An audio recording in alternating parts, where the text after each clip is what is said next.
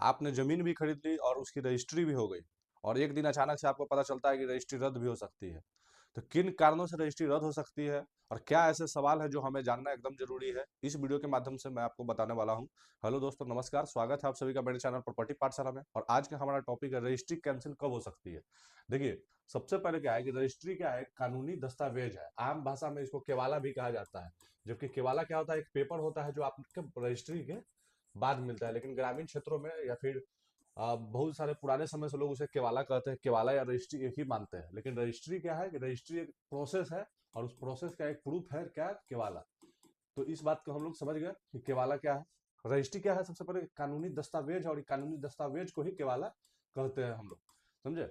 और देखिए, लेकिन कुछ हालात में रद्द हो सकती है। कुछ ऐसा शर्तें हैं जो हम आगे डिस्कस करेंगे, किन किन शर्तों के कारण और कौन कौन से ऐसी प्रोसेस है जिसमें क्या हो सकती है, रजिस्ट्री रद्द हो सकती है। इसलिए रजिस्ट्री मजबूत है लेकिन अटल नहीं। रजिस्ट्री क्या है, एक मजबूत मजबूत प्रोसेस है, एक सीढ़ी है।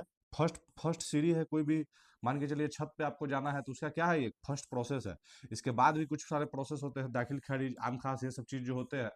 और जिससे क्या होता है कि हमें वो जमीन का हमें मालिकाना हक मिलता है, समझे। और रजिस्ट्री इस तरह से कुछ पेपर होता है, समझे कि नहीं।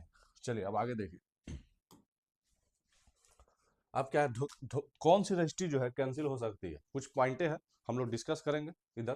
देखिए, धोखेधारी से हुई रजिस्ट्री, कोई भी ऐसी रजिस्ट्री जो धोखेधारी से हुई, जमीन किसी के नाम पे आपको रजिस्ट्री किसी ने कर दिया, उसको क्या कहेंगे, फर्जी मालिक।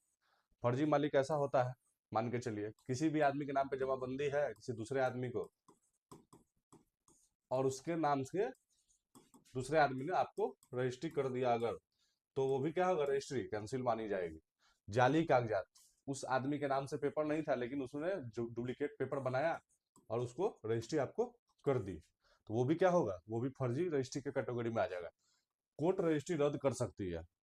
सिर्फ कोर्ट ही है ऐसा जो सिविल कोर्ट के जो है प्रोसेस है, प्रावधान है, कि जिससे क्या है कि वो रजिस्ट्री रद्द कर सकती है अगर ये दो तीन शर्तें जो है आपके पेपर पे लागू होती है। धोखे से हुई रजिस्ट्री मान्य नहीं है। अगर रजिस्ट्री भी अगर धोखे से हुई है तो भी वो मान्य नहीं है। और गलत जानकारी देकर रजिस्ट्री करना, जमीन विवादित थी, उस पर टाइटल सूट चल रहा था, उस बीच दौरान आपने रजिस्ट्री करवा लिया, तो क्या होगा, वो भी रजिस्ट्री मान्य नहीं होगी। इसलिए आपको क्या होगा, अलर्ट रहने की जरूरत है। सरकारी जमीन, इस तरह से सरकार की जमीन है, हर जगह ये बोर्ड नहीं लगा रहता है, लेकिन आपको ये पता करना पड़ता है नक्शा के माध्यम से, यहाँ वहाँ के अमीन के माध्यम से या अंचल कार्यालय के माध्यम से, कि कहाँ कहाँ जमीनें जो है, कौन कौन से खाता खेसरा का नंबर जो है, ये आपको जमीन सरकारी है या नहीं। अब देखिए, ये आप पता कहाँ कर सकते हैं, रजिस्टर टू दिखवा के कर्मचारी से रजिस्टर टू आप दिखवा सकते हैं। जिससे क्या होगा, आप खुद से भी ऑनलाइन देख सकते हैं। और ऑनलाइन कैसे देखेंगे, देखिए, सबसे पहले मान के चलिए आप यहाँ से सीधा चले जाएंगे, अब ब्राउजर पे, ब्राउजर गूगल खोलेंगे, और गूगल खोलने के बाद जो है आप वहाँ पे बिहार भूमि, या कोई भी जिस स्टेट से आप बिलोंग करते हैं वो स्टेट का जो है आप जो है वो बिहार भूमि .com जो है आप खोलेंगे। उसके बाद कोई भी जो है आप जमाबंदी पंजी खुद भी देख सकते हैं। अब देखिए, यहाँ से क्या है, इसको इस तरह से ऊपर करेंगे, और इसमें जमाबंदी पंजी की जो है आप जो है पोर्टल जो है हम लोग यहाँ पर खोजेंगे। देखिए, यहाँ पर है ये जमाबंदी पंजी, जमाबंदी पंजी देखिए। और ये जमाबंदी पंजी जैसी खोलेंगे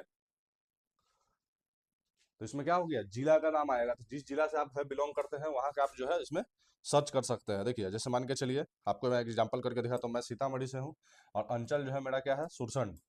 तो इसमें क्या करेंगे, हम लोग सुरसंड खोले, और उसके बाद क्या किया, इसको प्रोसीड किए। प्रोसीड करने के बाद जो है हल्का चयन करेंगे। जैसे क्या है, हल्का, ये सारी चीज जो है आपके जो जमीन होती है उनके उसके रसीद पे ये सारी चीज मेंशन होती है।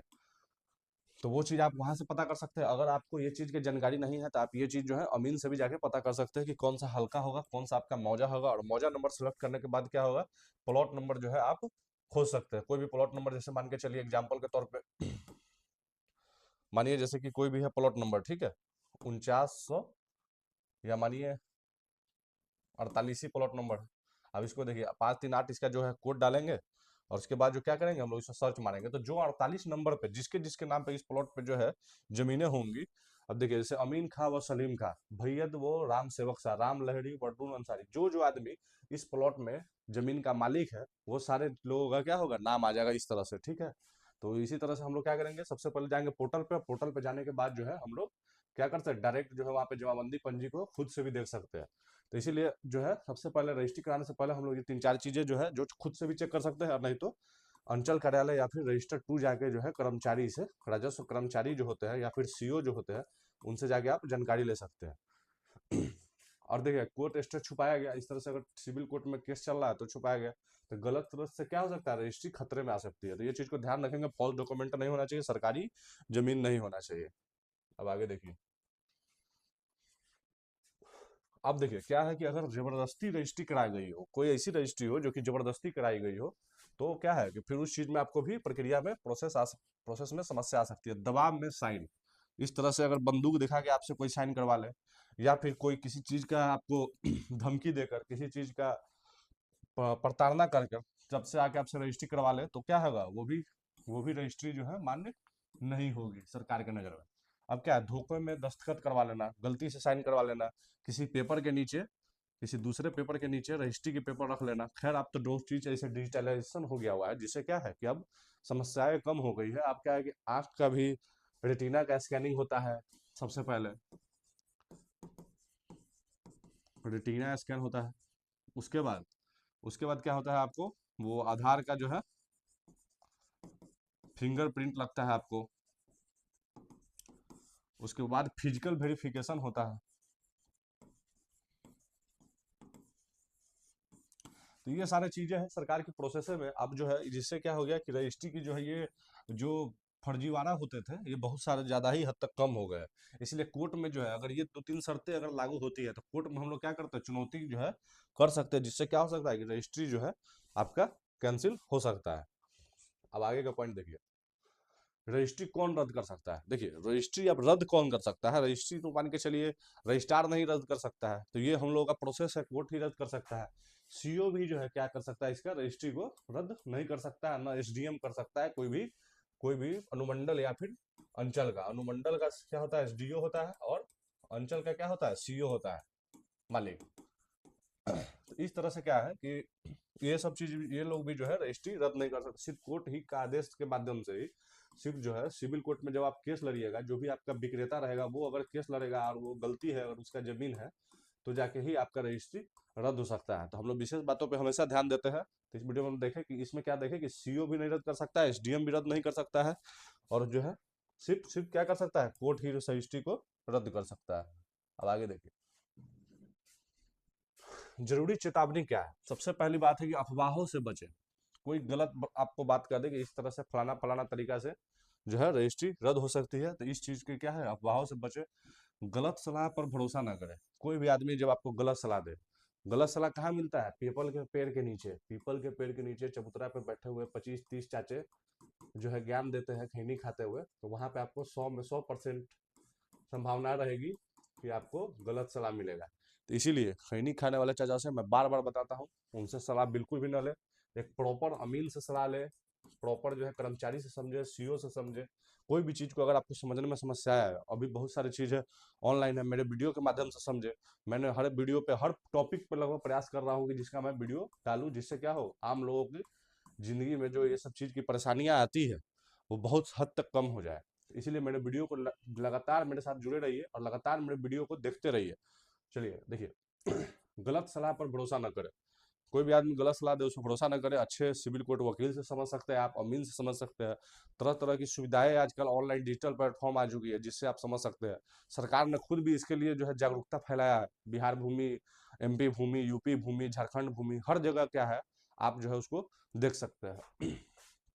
अब इसका निष्कर्ष क्या है कि सही जानकारी ही सुरक्षा की ओर आपको ले जा सकता है। इसीलिए क्या है कि हर एडवाइस जो है आपके लिए अच्छा नहीं है। Not all advice is good advice. हर आदमी जो आपको सलाह दे रहा है वो आपका अच्छा सलाहकार नहीं हो सकता है। और अफवाह पे हम लोगों को विश्वास नहीं करना है। इसीलिए जब तक फैक्ट ना हो, जब तक पुख्ता कोई सबूत ना हो, कोई अच्छे जानकार लोग उस बात को ना कहे, तब तक हम लोग क्या है किसी बात को मानना नहीं है। चलिए आगे देखिए, खुद को सुरक्षित कैसे रखें। अभी तक फर्जीवाड़ा का भी, जिस तरह से सरकार का जो है डिजिटलाइजेशन बहुत हाई हो गया, उस तरह से फर्जीवाड़ा का भी डिजिटलाइजेशन क्या हो गया, बहुत हाई हो गया। स्कैमर भी बहुत ज्यादा जागरूक हो गए हैं, बहुत ज्यादा इंटेलिजेंट हो गए हैं। तो उस प्रोसेस में क्या करें हम लोग, खुद से ही जो है कैसे हम लोग जो है इस चीज से बच सकते हैं, खुद को सुरक्षित कैसे रखें ऐसे आजकल फर्जीवाड़े जमाने में। देखिए सबसे पहले खतियान को जांचें। देखिए आप खतियान जांचने का क्या प्रोसेस है कि आप खुद से ऑनलाइन भी देख सकते हैं। अभी मैंने आपको बताया इसी वीडियो में पीछे पहले कि खतियान आप जाके खुद भी ऑनलाइन दे सकते हैं कोई भी साइट से भूमि.com पे, जिस स्टेट के है आप उस स्टेट का खाली ब्रैकेट डाल देंगे, उसके बाद भूमि.com, ये ऑनलाइन पोर्टल से आप जो है खुद भी आप खतियान देख सकते हैं। उसके बाद नक्शा मिलान करें, जो भी जमीन ले रहे हैं आप, कुछ अमीन को कुछ पैसा दे, जो अमीन का फीस होता है उससे आप क्या करें, उस जमीन का पूरा रिकॉर्ड निकलवावे। और इस तरह से अगर नक्शा में किसी तरह से ब्लू कलर से या फिर ब्लैक कलर से या फिर 3-4 साइनें होती है, जिससे इस तरह से ये कुआं का साइन है, इस तरह से ये रोड का साइन है, तो वो सब चीज साइनों को क्या करेंगे हम लोग, चौखटिया इस तरह से होता है, बहुत सारे चीज होते हैं, चकबंदी होता है, तो वो सब चीज हम लोग देख ले। बिहार सरकार की जितनी भी जमीन है, कोई मंदिर या मठ का जमीन तो नहीं है, तो वो सारे चीज को हम लोग वेरीफाई कर ले, इस तरह से अमीन से वेरीफाई करवा ले। या फिर जिस प्लॉट को आप प्रॉपर लेने वाले हैं, मान के चलिए 252, उसका आप खुद से भी जमाबंदी पंजी देख ले, और उसमें देख ले कि मालिक के नाम में, मालिक का जो नाम है, जैसे यहाँ अनीता देवी लिखा हुआ है, तो मालिक के नाम में जिस जमीन से आप, या तो आप मान के चलिए खरीदने वाले हैं जिस विक्रेता से, उसका नाम तो नहीं है क्या, उसका नाम है तो फिर वो जमीन सही है। इस तरह से सुनील कुमार अगर नाम आपका सही है उसमें जमीन में, तो फिर आप सही है। तो उस तरह से क्या करें, देखें, और विवाद स्थिति देखें, आप क्या करें, उस कोर्ट का, उस जमीन का, सबसे पहले आप जाके रजिस्ट्री ऑफिस में, कोई मुहर्री होते हैं, कोई वहाँ के स्टाफ होते हैं, उनसे बात करें, जिनको कुछ खर्च वर्च दे 200-100, और क्या करें, उस जमीन का पूरा बायोडाटा निकाले कि कोई उस पर टाइटल सूट तो नहीं है क्या, उसका रजिस्ट्री तो रोका तो नहीं गया है।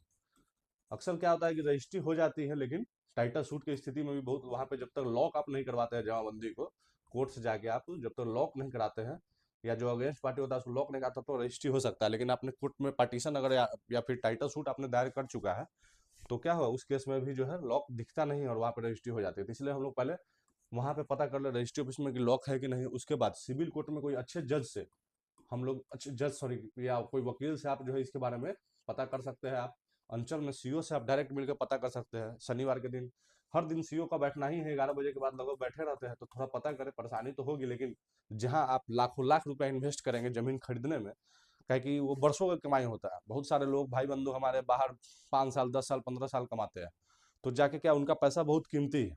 तो उस कीमती पैसा को बचाने के लिए कुछ समय जो है आपको लगे तो लगाए, धरपड़ाए नहीं, जल्दबाजी न करे।